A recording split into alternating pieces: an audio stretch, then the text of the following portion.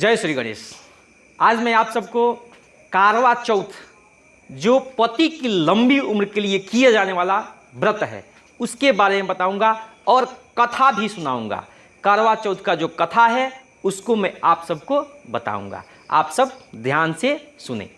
कारवा चौथ जो व्रत अभी विशेष रूप से प्रचलन में नहीं है, लेकिन अब यह व्रत जो है धीरे धीरे सब लोग कर रहा है। कारवा चौथ व्रत में नियम है कि सास के हाथ से दिया हुआ श्रृंगार का सामान और खाद्य पदार्थ, मिष्ठान इत्यादि जो भी है उसे एक रोज पहले रात्रि 3 बजे से 4 बजे के लगभग में आप अपने बहू को देंगे। सास जी लोग अपने बहू को देंगे और बहू उसे सरगी के रूप में ग्रहण करेंगी और तब सुबह से निर्जला यह व्रत प्रारंभ होगा जो कारवा चौथ का व्रत है, और वहाँ से निर्जला व्रत प्रारंभ होगा। साय के समय में आप विधिवत गणेश जी का, गौरी का, शंकर भगवान का और चंद्रमा का, देखिए ऐसे हम चंद्रमा की आकृति बनाएंगे किसी चावल से और चंद्रमा का पूजन करेंगे। विधिवत गणेश जी का, गौरी का, शिव का षोडशोपचार हो सके, पंचोपचार हो सके, आप पूजन करेंगे। वहाँ पे एक कलश लगाएंगे। कलश पे नारियल रखेंगे, उसमें पंचरत्न डालेंगे, उसमें सप्तमृत्तिका द्रव्य, ध्रुवा इत्यादि जो भी कलश में जो डाला जाता है सब परिपूर्ण रूप से डाल करके कलश की स्थापना करेंगे, उसमें पल्लव वगैरह लगा के, और कलश की भी पूजन वहाँ पे हम करेंगे। चंद्रमा का भी पूजन करेंगे और फिर ये सब पूजन करने के बाद आप कथा श्रवण करेंगे। जो कारवा चौथ का कथा है उसे आप श्रवण करेंगे। हम कथा कह रहे हैं, इसके बाद उसको आप ध्यान से सुनिएगा। कथा भी है, कथा आप सुनेंगे। उसके बाद जब आप कथा सुन लेंगे, अब आप चांद के उदय का इंतजार करेंगे। चांद का उदय जो है 7:55 हो रहा है। अब आप इस चांद के उदय में आप एक चलनी जो अंगिया होता है उस चलनी को लेंगे और उसमें एक दीपक रखेंगे, और दीपक के साथ आप पहले चंद्रमा का दर्शन करेंगे चलनी से ऐसे, और फिर अपने पति को देखेंगे। उसी चलनी से चंद्रमा को देखने के बाद आप अपने पति को देखेंगे, और फिर देखने के बाद पति के हाथ से आप जल पिएंगे। उसी समय जब आप अर्घ दे लेंगे उसके बाद पति के हाथ से जल पिएंगे, मिष्ठान खाएंगे, और तब जाकर के आपका व्रत पूर्ण होगा। उसके बाद आप व्रत में जो भी शुद्ध सात्विक भोजन भी कर सकते हैं। ऐसे ही विधि है कारवा चौथ व्रत करने का। आप सब ऐसा ही करते रहें। अब आप कथा सुने। श्री गणेशाय नमः। करक चतुर्थी व्रत कथा। मांधाता ने कहा कि इंद्र कीलगिरी पर तप के लिए अर्जुन के चले जाने के बाद द्रौपदी खिन्न हो चिंता करने लगी कि अहो, अर्जुन ने कठिन कर्म प्रारंभ किया है। इस कार्य में विघ्न डालने वाले शत्रु बहुत हैं। ऐसी चिंता कर द्रौपदी कृष्ण जी से विघ्न को हटाने का उपाय पूछी।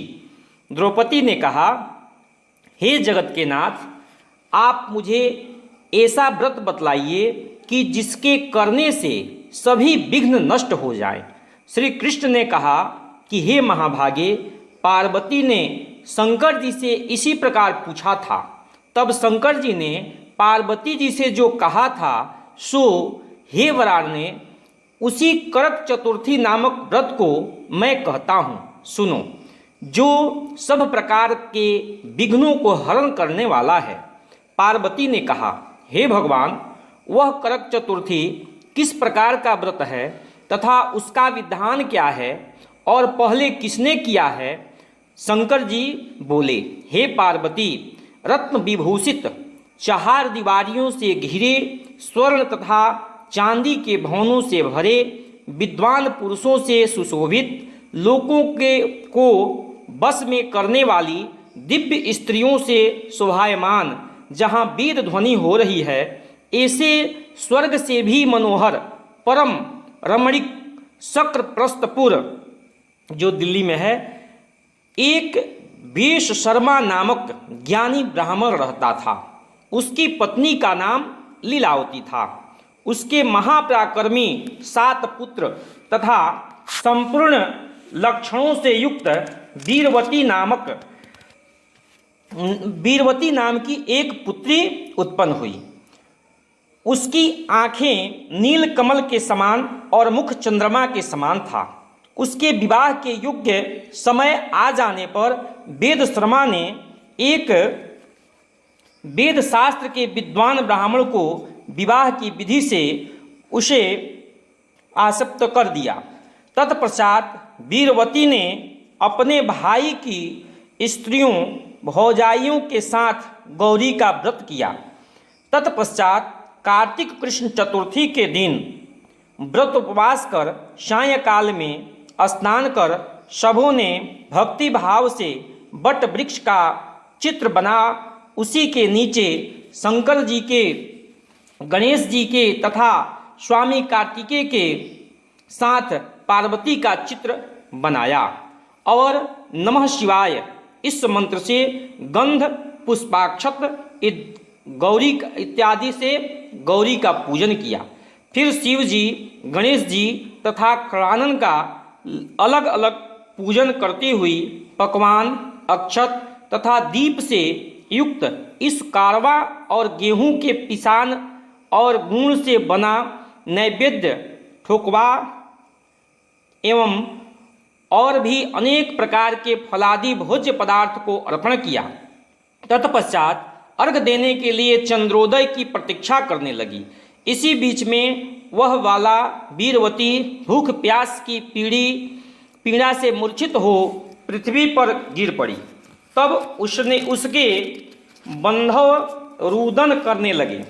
फिर वीरवती का मुख धो पंखे से हवा कर उसको ढाढ़स बंधाया कि चंद्रमा निकलने ही वाला है, और उसका भाई चिंता कर एक महान बट वृक्ष पर चढ़ गया।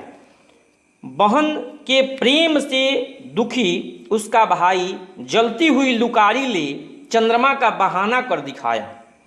तब वह उसे चंद्रमा का उदय जान दुख को त्याग विधान से अर्घ देकर भोजन किया। इस प्रकार व्रत से के दूषित होने के कारण उसका पति मर गया। तब वीरवती अपने पति को मरा देख पुनः शिव जी का पूजन कर 1 वर्ष तक निराहार व्रत किया।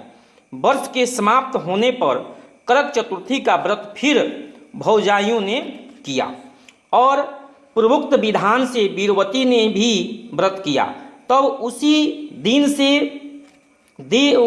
दिन देव कन्याओं के साथ इंद्राणी वहाँ करक चतुर्थी का व्रत करने के लिए स्वर्गलोक से आई और वे स्वयं वीरवती के पास चली गई। और मानसी वीरवती के इंद्राणी ने सब बातों को पूछी। तब विनयपूर्वक वीरवती ने कहा, अब मैं करक चतुर्थी का व्रत कर अपने पति के घर आई तो मेरा पति मर गया। हमें ज्ञात नहीं कि मेरे किस कर्म का फल मिला। हे महेश्वरी, हमारे भाग्य से आप यहाँ आ गई हैं, सो मेरे पति की जीवित कर मेरे पर कृपा कीजिए। इंद्राणी ने कहा कि हे सुभगे, गत वर्ष जो तुमने अपने पति के घर करक चतुर्थी व्रत किया था, तो बिना चंद्रमा के उदय ही तुमने व्यर्थ अर्घ दे दिया, इसलिए व्रत दूषित हो गया। इसी से तुम्हारा पति मर गया। अब इस समय यत्न से इस करक चतुर्थी व्रत को करो। पश्चात इस व्रत के प्रभाव से मैं तुम्हारे पति को जीवित कर दूंगी। श्री कृष्ण जी ने कहा कि हे द्रौपदी, इंद्राणी के वचन सुन वीरवती ने विधान पूर्वक करक चतुर्थी का व्रत किया। इस प्रकार उसके व्रत को करने से इंद्राणी ने प्रसन्न हो जल द्वारा अभिसिंचित कर उसके पति को जीवित कर दिया। वह देवताओं के समान हो गया। उसके बाद वीरवती अपने पति के साथ घर जाकर आनंद करने लगी। वीरवती के लिए व्रत के प्रताप से उसका पति धनधान्य पुत्र तथा आयु को प्राप्त किया, इसलिए इस व्रत को तुम भी यत्नपूर्वक करो। सूत जी ने कहा कि हे ऋषियों, इस प्रकार कृष्ण के वचन सुनकर द्रौपदी ने इस व्रत को किया, जिसके प्रभाव से संग्राम में कौरवों को जीतकर पांडवों ने अतुलित राज्य को प्राप्त किया, जिससे उनका दुख जाता रहा। जो सौभाग्यवती स्त्रियां इस करक चतुर्थी का व्रत कर सायंकाल भोजन पूर्वोक्त विधान से पूजन करेगी, वे पुत्र, धन तथा अतुल यश को पावेगी। करक इस मंत्र को पढ़कर दुग्ध अथवा जल से पूर्ण कलश में पंचरत्न डालकर ब्राह्मण को दें और कहें कि हे गणेश जी, इस करक चतुर्थी करवा दान से मेरे पति बहुत काल तक जीवित रहें, मेरा सौभाग्य सदा बना रहे। सुहागिन स्त्रियों को भी दें और उनसे भी करावें। इस प्रकार के व्रत को सौभाग्य की इच्छा वाली जो स्त्री करेगी, वह सौभाग्य, पुत्र तथा लक्ष्मी को पावेगी, अक्षय लक्ष्मी को पावेगी। यह करक चतुर्थी व्रत समाप्त हुआ। एक बार प्रेम से बोली शंकर भगवान की, दुर्गा मैया की, करक माता की जय। आप सब कथा सुन लिए। अब ऐसे ही कथा और प्रसंग आप सबके सामने आता रहेगा। चैनल को सब्सक्राइब करें, लाइक करें, बेल घंटी दबाएं कि सबसे पहले आपके पास जो भी नोटिफिकेशन हो पहुंचे। धन्यवाद। जय माता की।